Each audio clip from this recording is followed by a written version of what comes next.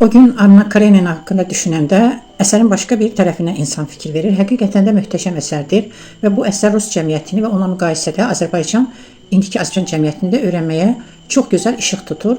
Məsələn, orada Anna Karenina Vronskiyə vurulur və bunu açıq-açığına ərinə deyir, ərini aldatmır və gedir Vronskinin yanına.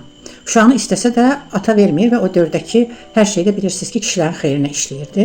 Və indi də o dövrdə həmişədən biz kişilərin yaratdığı cəmiyyətdə yaşayırıq və o dövr Rus cəmiyyətində də saraylardan tutmuş, bütün o yuxarı aristokrat deyən dairələrdə də, elə indi bizdə də sən hər şeyi eləyə bilərsən, amma gizlin.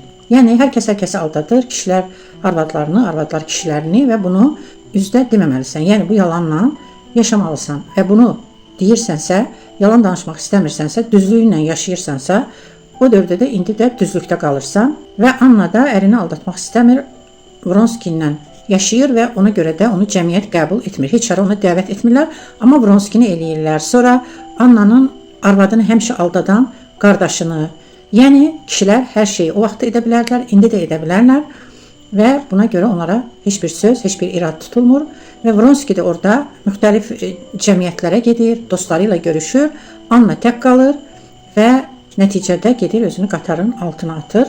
Sonra Vronski səhvini başa düşür və Anna artıq yox idi və o da həyatı mənasız görür və müharibəyə yollanır.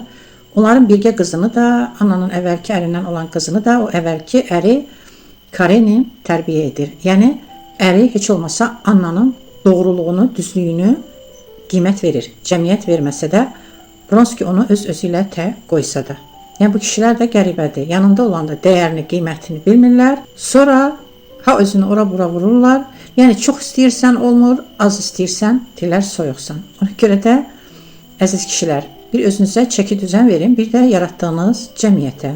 Annanı da bu cəmiyyət, belə toplumlar öldürdü. Bir gün metroda durmuşdum Bakıda. O qədər canım yanmışdı bu ölkədə mənim. Mən ona kimi düşünərdim ki, adam necə özünü qatarın altına atar da. Yəni çox dəhşətli ölüm kimi gəlir. Daha rahat üsulları var deyirəm.